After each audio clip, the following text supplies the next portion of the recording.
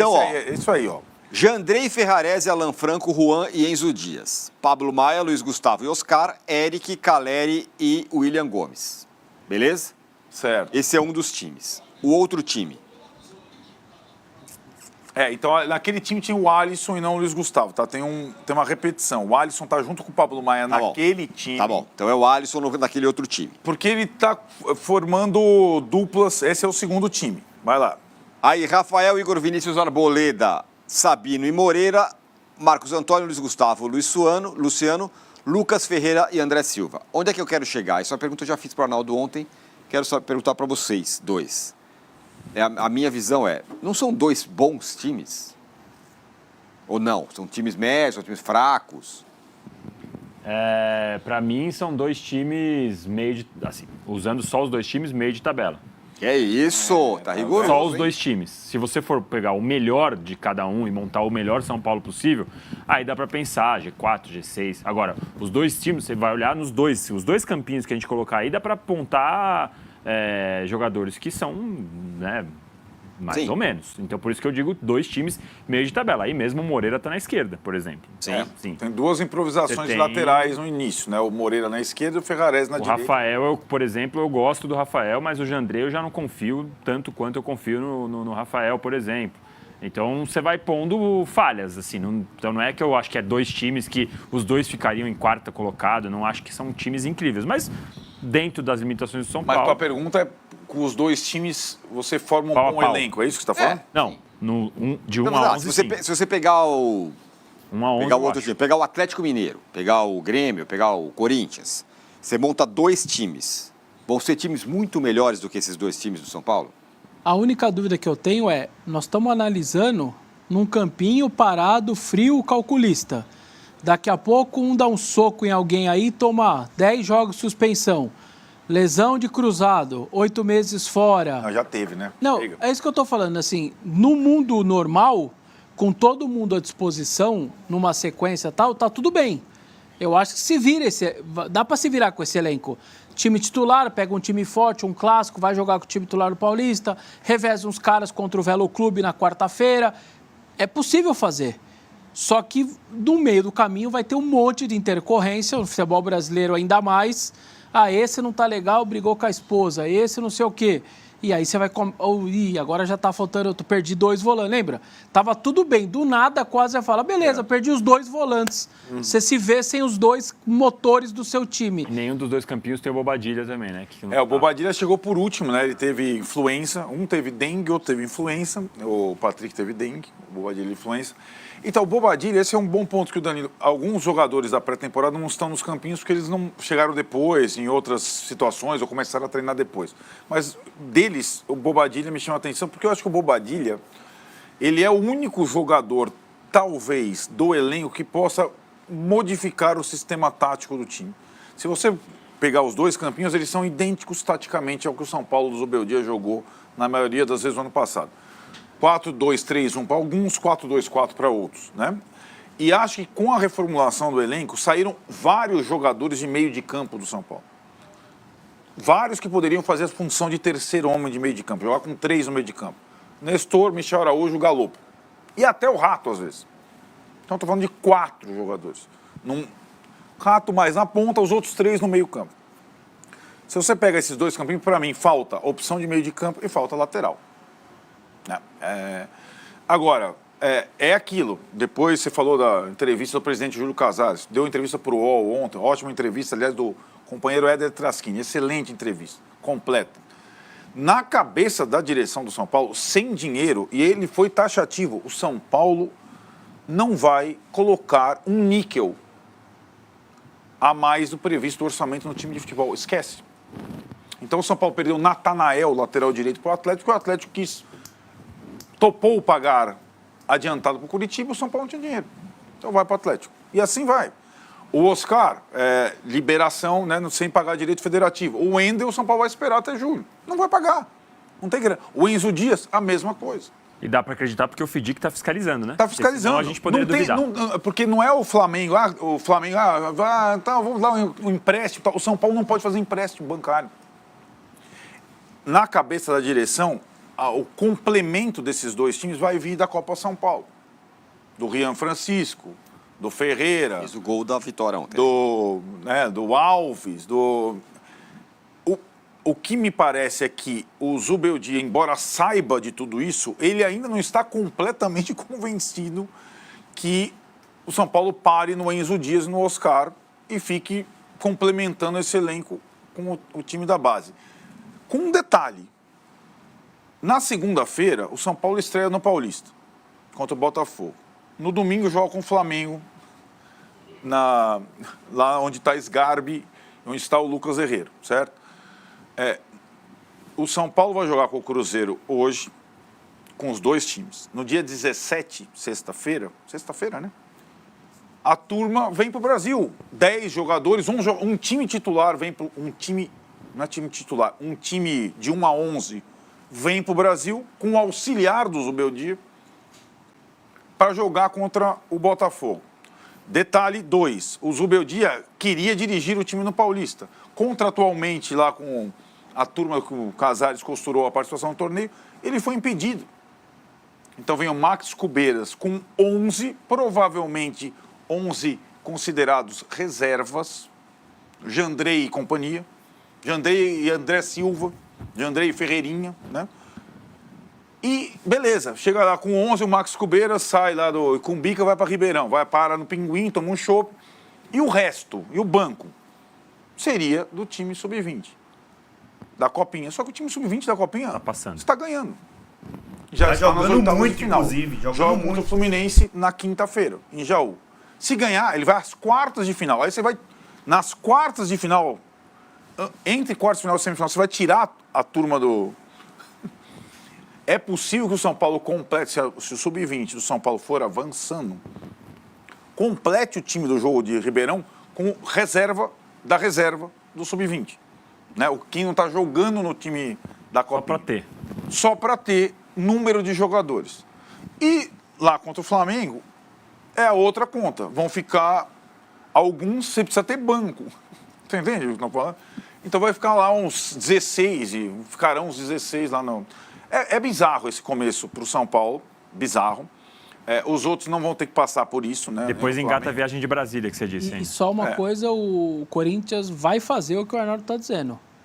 O Corinthians joga hoje, passando ou não na Copinha, até 6 garotos saem de Santo André e vão direto para Bragança, largam a concentração da Copinha, mesmo passando, e vão ficar à disposição contra o Bragantino. Ou o Abel Ferreira, que pegou os melhores e trouxe. O time do Palmeiras passou do Resistência, assim, no negócio, o time que você nem identifica, referência, nem identificava que era o mesmo time. Você via ali, os 5 principais saíram, é outro time, completamente outra coisa. O Arnaldo está falando sobre a pré-temporada nos Estados Unidos. O Casares falou sobre a pré-temporada nos Estados Unidos na apresentação do Oscar. Ele deu a sua opinião sobre ela. Vamos ouvi-lo. Eu queria dizer que nós estamos aqui na Flórida muito felizes com a estrutura que recebemos. Realmente é uma pré-temporada, talvez na história do São Paulo, a mais dinâmica, a mais rentável, a melhor, que trouxe mais resultados mercadológicos, que traz o São Paulo num patamar importante. Quando eu vejo o ônibus passando, que é campeão de tudo, é verdade, né? Esse handicap do São Paulo Internacional, com 3 títulos mundiais, desperta mesmo a curiosidade das pessoas. Então, nós estamos atraindo a qualidade técnica, a intensidade, quase todos os dias, em 2 períodos, com entregas comerciais, com relacionamento, mas, sobretudo, com o conteúdo técnico, fisiológico, fisioterápico, de preparação física e tático muito importante, e vocês estão sendo testemunhas disso. Muito bem, tá aí o Casares. Na verdade, foi perguntado porque a Leila falou aquela história, né, de vai passear na Disney e tudo mais, e o Casares respondeu até de forma elegante, né? Não, é um handicap. Eu não sei se é contratual, né, também, mas o Casares, os jogadores, o Diniz, os jogadores, eu estou falando dos 2 times envolvidos hoje. Parece que os caras, é a melhor temporada da minha vida, pré-temporada da minha vida. Aqui o convívio é maravilhoso. Todo mundo tá falando 1000 maravilhas. Só faltava ele chegar e falar, pô, uma porcaria isso aqui, esse hotel é uma Não, mas eu acho que estão, assim, de fato, veremos. Não, mas você viu, o Lucas falou que Não, todos estão falando bem. Não, o Lucas Herrero. Lucas Herrero. Não, a estrutura é óbvio que é boa. Eu vivi uma Florida Cup, eu fui. Cara, campos muito bons para treinar mesmo, hotéis maravilhosos, tudo muito pertinho. Zero, assim, reclamação nesse sentido. Alguém teve uma lesão, aí beleza, aí você pode estar sem os aparelhos do CT, aí seu cara vai pro quarto fazer a fisioterapia no quarto, aí tudo bem, vai ter lá seus problemas. Mas no dia a dia, até porque os americanos não se importam que tem o time... Se aqui no Brasil, aquela loucura no hotel, cara, lá é uma paz, você vai, não tem ninguém te atrapalhando. O Corinthians saía, por exemplo, para ir os jogadores iam andando pela rua, de chuteira. E os carros passando, e eles lá indo pro complexo, voltando na rua. Ninguém parava. É muito sossegado mesmo, assim, nesse sentido. Você só tem que... Uma viagem desgastante, um avião, isso tem. Aí aquele exemplo... É um frio lascado lá. Isso é uma questão evidente, né? Climática, de readaptação na volta, sobretudo. Vai pesar para o São Paulo, sobretudo para quem voltar para jogar com o Botafogo em Ribeirão Preto.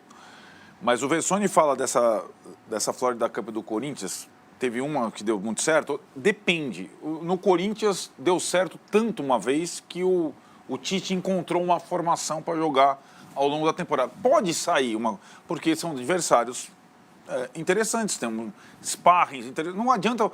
O Ramon Dias não vai tirar nenhum insight de Corinthians e União Barbarense. Pode esquecer. Né? Só se... o cara... o moleque não tinha visto treinar, mas não sabe para nada. Embates, como foi Corinthians e quem? Bayer Leverkusen.